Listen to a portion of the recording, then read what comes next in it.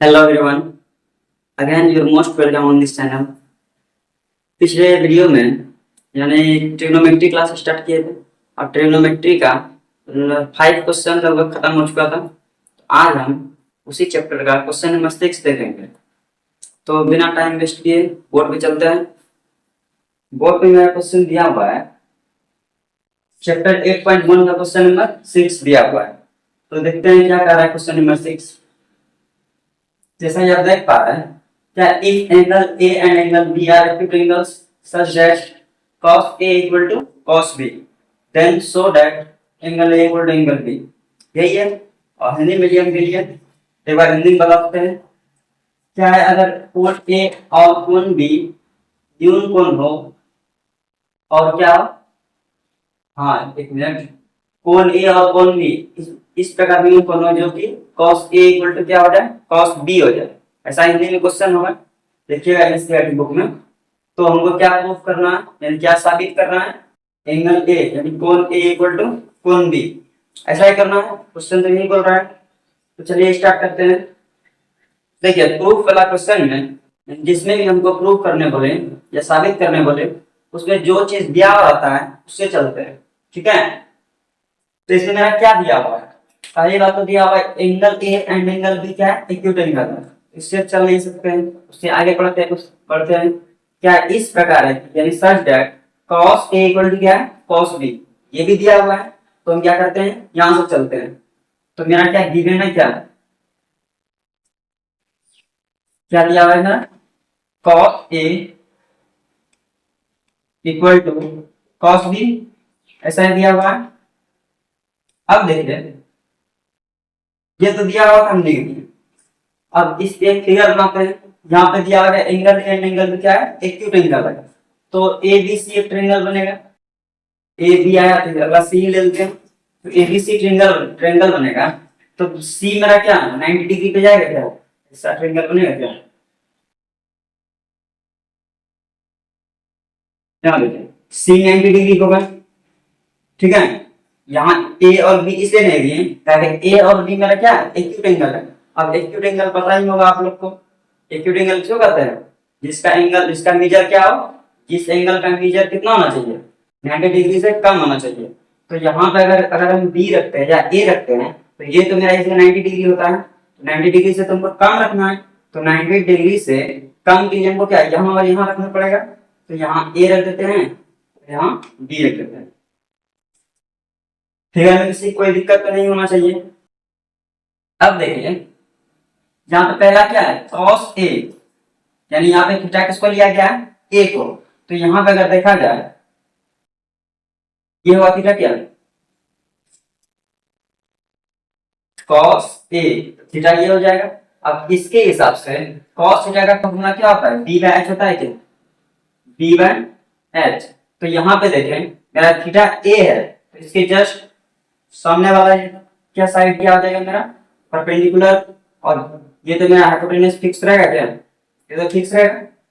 इसके जस्ट सामने वाला क्या हो जाएगा, परपेंडिकुलर यानी लंब। अब इस जो बच गया इसको क्या बोल देंगे, बेस। तो मेरा फॉर्मूला क्या बनता है इसमें, cos थीटा का फॉर्मूला b बाय h। तो यहाँ पे b मेरा क्या है, b क्या है मेरा, AC है, और h क्या है मेरा, AB है, ये तो है। तो यहाँ पे हम लिख सकते हैं cos A, यानी cos थीटा का फॉर्मूला क्या होता है, b बाय h, और इक्वल टू, यहाँ भी cos थीटा है तो यहाँ भी क्या हो जाएगा, b बाय h, ठीक है। अब थोड़ा इधर चलते हैं। यहाँ पे इसके लिए b मेरा क्या है, AC है क्या, तो b के जगह पे हम AC रख सकते हैं बाय, h का क्या वैल्यू है, h क्या है मेरा, AB साइड h है, तो AB, इतना मुझे कोई दिक्कत नहीं होना चाहिए। अब थोड़ा इस साइड चलते हैं। अब यहाँ पे देख रहे हैं, यहाँ पे भी क्या है मेरा, b बाय h। तो यहाँ पे b बाय h है तो ये तो सही है, लेकिन यहाँ पे थीटा मेरा क्या बदल गया है क्या, यहाँ मेरा थीटा क्या था, a था, तो यहाँ मेरा थीटा क्या आ गया, b आ गया। तो यहाँ पे p और b भी बदलेगा। तो अब मेरा थीटा a ना रख के थीटा किसको मानेंगे, b को, हाँ इसको थीटा मानेंगे। तो अब क्या करना पड़ेगा, ये दोनों तो मिटाते हैं। अब इसके लिए ये अगर थीटा हो गया तो इसके जस्ट सामने वाला साइड क्या हो जाएगा, परपेंडिकुलर, और जो बच गया ये क्या हो जाएगा, बेस। होगा क्या? अब देखिए, अब यहाँ पे इसके लिए बेस की तरह ये वाला काम करेगा, बेस का काम।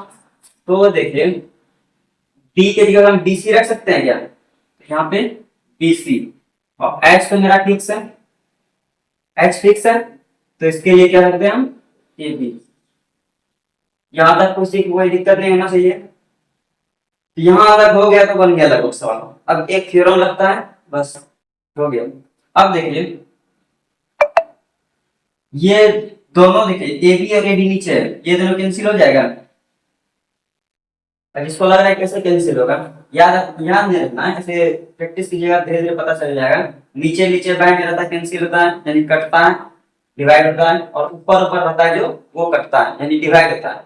ठीक है, भिन्न का जोड़ घटाव की तरह, भिन्न का गुणा और भाग की तरह। अब देखते हैं, ये तो कैंसिल कर दिए। अब बच गया मेरा क्या, ए सी इक्वल टू बी सी, यही तो बचा है, ए सी इक्वल टू बी सी बचा है। लेकिन हमको लाना क्या है, क्या प्रूफ करना है, कोण ए यानी angle A equal to angle B, यानी प्रूफ करना है। तो देखते हैं अब कैसे प्रूफ होगा। यहाँ पे देख रहे हैं, हम लोग को पता है एक थ्योरम होता है, अगर दो साइड इक्वल हो जाए तो उसके जस्ट सामने वाला साइड क्या होता है, दो साइड इक्वल हो जाए तो उसके सामने जो एंगल होता है वो भी क्या होगा, इक्वल होगा। तो यहाँ पे देख रहे हैं ए सी और बी सी इक्वल है, तो इसके जस्ट सामने जो भी एंगल एंगल बन रहा होगा वो क्या होगा, इक्वल होगा। तो यहाँ पे देखते हैं ए सी मेरा कहाँ साइड दिख रहा है, ए सी मेरा ये साइड ए सी है क्या, ये ए सी है, तो इसके जस्ट सामने कौन सा एंगल बन रहा है, एंगल बी। तो ये एंगल बी हो जाएगा इक्वल टू बीसी। बीसी कहाँ है, यहाँ बीसी है।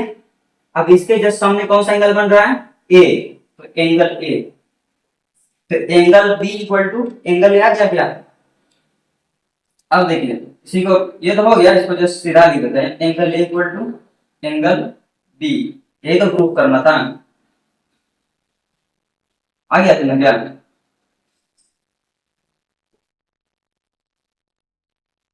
इतना किसी को कोई दिक्कत नहीं होना चाहिए।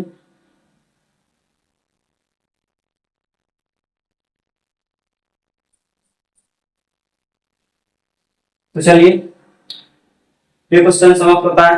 अब अगला क्वेश्चन अगले लेक्चर में देखेंगे।